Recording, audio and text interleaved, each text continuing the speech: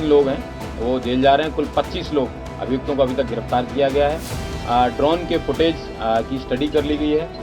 उनके छोटे छोटे पासपोर्ट साइज फ़ोटोज़ बनवाए जा रहे हैं और उनको सर्कुलेट किया जाएगा और जो लोग उनको बताएंगे उनको उचित इनाम भी दिया जाएगा जो इन लोगों के बारे में सूचना देंगे ये दंगाई और बलवाई कौन थे। एसडीएम साहिबा का हौज को खाली कराना ही इस हिंसा का कारण बना है और दूसरा कारण है सीओ अनुज कुमार की बदसलूकी। वो बजाय समझाने के सीधा सीधा गालियां दे रहे थे और उन्हें धमकी दे रहे थे कि यहाँ से चले जाओ वरना मैं गोली से ठोक दूंगा और उन्होंने बेवजह लाठीचार्ज करा दी। अगर वो प्यार से समझाते, क्योंकि पब्लिक जो थी भ्रमित थी, उन्होंने ऐसा नहीं किया और उन्होंने सीधे सीधे लाठीचार्ज कराया और उसके बाद जो कुछ हुआ वो मैं पब्लिक के पास कहीं भी कोई वो नहीं था, अवैध हथियार नहीं था। ये गोली सिर्फ और सिर्फ जहाँ तक मैं समझता हूँ पुलिस की तरफ से ही चली है। पब्लिक जो गोली चलाती, मान लीजिए गोली चलाती तो वो पब्लिक को क्यों मारती। जफर अली देखिए यहाँ पे आपको नजर आएंगे और अब इनको हिरासत में लेकर जो पुलिस है वो आई हुई है और देखिए यहाँ पर जो पुलिस की टीम है उनके साथ में यहाँ पर लेकर जो है वो पहुंची हुई है और ये देखिए यहाँ पर जो लगातार तमाम पुलिस के अधिकारी हैं वो आपको नजर आएंगे और इसी बीच में इस गाड़ी के अंदर आप देखिए कि यहाँ पर जो जफर अली हैं उनको लाकर रखा गया है और गाड़ी के अंदर देखिए अभी जफर खुद मौजूद हैं। एक बार हम कोशिश करेंगे कि उनसे बात करें। ये देखिए गाड़ी के अंदर आपको नजर आएगा जो जफर अली हैं वो मौजूद हैं और यहाँ पर अब इनको जो है वो हिरासत में लेकर जो पुलिस की टीम है वो पहुंची हुई है और ये देखना होगा कि आखिर वो क्या बोलते हैं और आखिर वो क्या बातें करते हैं।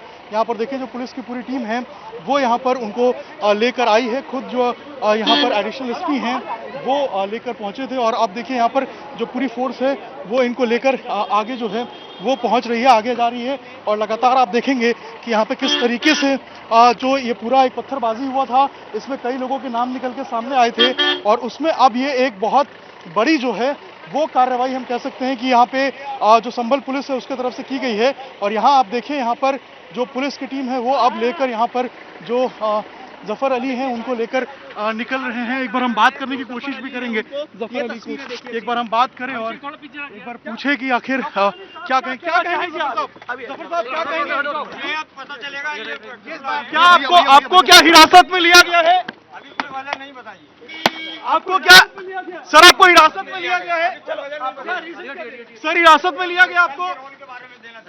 तो आपकी प्रेस कॉन्फ्रेंस हुई थी थोड़ी देर पहले? हाँ हुई थी। तो क्या कहना चाहते थे सर कुछ कहेंगे? ये देखिए यहाँ पे जो जफर अली हैं उनको हिरासत में लेकर जो पुलिस है वो यहाँ पर जो थाना प्रभारी हैं उनके कार्यालय में लेकर आई है और लगातार यहाँ पे जो पुलिस की टीम है वो आपको नजर आएगी और अब यहाँ पे जो पूछताछ है वो यहाँ पे किया जाएगा। ये देखिए यहाँ पे अंदर जो पुलिस की पूरी टीम है वो मौजूद है और इसके अलावा जो एडिशनल एसपी हैं वो मौजूद है, सीओ मौजूद है और उनकी पूरी निगरानी में जो पूछताछ है वो इसी के अंदर हो रही है। और अब से कुछ देर पहले ही जो संभल पुलिस की टीम है वो यहाँ लेकर पहुंची है और अब जो जांच है इनसे भी पूछताछ में निकल के देखते हैं क्या कुछ निकल के सामने आएगा। हमारे साथ जफर अली साहब हैं, जामा मस्जिद के सदर, और जब ये सब कुछ हो रहा था इन्होंने बार बार अपील की कि लोग घर चले जाएं और प्रशासन को माने। हालांकि कुछ कमियां प्रशासन की बताना वो चाह रहे हैं और हमारे साथ मौजूद हैं। आपने पूरी अपील करते रहे और आपकी बात को लोगों ने सुना। हमने जुमे की नमाज को भी देखा था, आपने लोगों को अंदर किया, समझाया, लेकिन आखिर कैसा क्या बिगड़ा अचानक से 9 बजे के आसपास की जब भीड़ उत्तेजित हो गई और इस तरह की घटनाएं हुई? देखिए मैं फिर कितनी बार बताऊं ये बात, एसडीएम साहिबा का हौज को खाली कराना ही इस हिंसा का कारण बना है और दूसरा कारण है सीओ अनुज कुमार की बदसलूकी। वो बजाय समझाने के सीधा सीधा गालियां दे रहे थे और उन्हें धमकी दे रहे थे कि यहाँ से चले जाओ वरना मैं गोली से ठोक दूंगा और उन्होंने बेवजह लाठीचार्ज करा दी। अगर वो प्यार से समझाते, क्योंकि पब्लिक जो थी भ्रमित थी, उन्होंने ऐसा नहीं किया और उन्होंने सीधे सीधे लाठीचार्ज कराया और उसके बाद जो कुछ हुआ वो मैं चूंकि अंदर था मेरी जानकारी में नहीं है, लेकिन पब्लिक की तरफ से मैं मौके पर गया था, एसपी साहब और डीएम साहब मुझे खुद ले गए थे। पब्लिक की तरफ से मैंने कोई फायरिंग नहीं होती हुई देखी, बल्कि पुलिस की तरफ से मैंने फायरिंग होती हुई अपनी आंखों से देखी। पुलिस का जो एक्शन है, आज एफआईआर कर दी सांसद के खिलाफ, विधायक के बेटे के खिलाफ, आप क्या सही मानते हैं जो एफआईआर हुई है? देखिए वो उनकी समझ है, सांसद ने इस तरह का हमारी नजर में कोई भड़काऊ भाषण नहीं दिया, उन पे जो एफआईआर हुई है वो गलत हुई है। अच्छा, जिस दिन पहले दिन सर्वे हुआ कहा जा रहा है कि दूसरे पक्ष को जानकारी नहीं दी गई, और जब ये सर्वे हुआ दूसरे दिन क्या आप लोगों को जानकारी सही समय पर दे दी गई थी? नहीं, कि सही समय पर नहीं दी गई। कब मिली आप लोग को हमें जानकारी? ठीक 9 बजे, वो भी अवैध तरीके से, विधि विरुद्ध एसडीएम संभल ने और सीओ संभल ने दी है, जबकि वो मुकदमे के कमिश्नर द्वारा हमें दी जानी थी। जी, आखिर में बस एक सवाल, चूंकि कई ऐसे लोगों की जान गई जो नहीं जानी चाहिए थी, और किसी की भी मौत जो है वो दुर्भाग्यपूर्ण होती है। अब जिस तरह की हिंसा की तस्वीरें आ रही हैं और जो पुलिस दावे पेश कर रही है वीडियोस के जरिए कि तमाम पत्थरबाजी के लिए पत्थर इकट्ठा किए गए, घरों से अवैध हथियार मिल रहे हैं, इन पुलिस के दावों पर आपको क्या कहना है? ये बिल्कुल कहना गलत है। पब्लिक के पास कोई अवैध हथियार नहीं था। पब्लिक के पास कहीं भी कोई वो नहीं था, अवैध हथियार नहीं था। ये गोली सिर्फ और सिर्फ, जहां तक मैं समझता हूं, पुलिस की तरफ से ही चली है। पब्लिक जो गोली चलाती, मान लीजिए गोली चलाती, तो वो पब्लिक को क्यों मारती?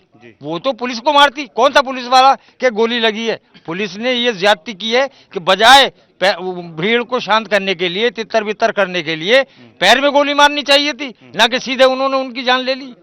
चलिए, तो ये सदर साहब जिन्होंने कहा कि जो मस्जिद के अंदर का वजू वाला हिस्सा है जिसमें पानी भरा होता है, उसको जब खाली कराया गया, और चूंकि हमने देखा था कि नालियों से अचानक से जो पानी निकलना शुरू हुआ, तो उनका कहना है कि भीड़ को ये लगा कि वहां पर अंदर किसी तरह की खुदाई चल रही है, और इस वजह से लोगों में नाराजगी आई, जिसकी वजह से हुआ। उन्होंने कहा कि एसडीएम और सीओ संभल के व्यवहार की वजह से, जिन्होंने जिस तरह से बर्ताव किया, उसकी वजह से भीड़ उकसी है और पुलिस के द्वारा ही गोलियां चलाई गई। अब हालांकि इन दोनों ही दावों की जांच जो है वो अदालत करेगी, लेकिन फिलहाल इस मामले में पुलिस ने 700 से 800 लोगों के खिलाफ जो है फिलहाल एफआईआर दर्ज कर ली है।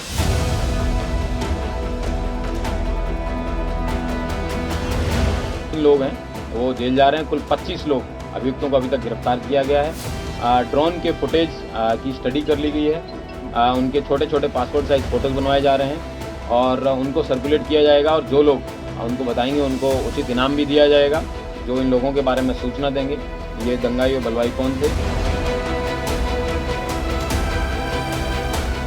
एसडीएम साहिबा का हौज को खाली कराना ही इस हिंसा का कारण बना है, और दूसरा कारण है सीओ अनुज कुमार की बदसलूकी।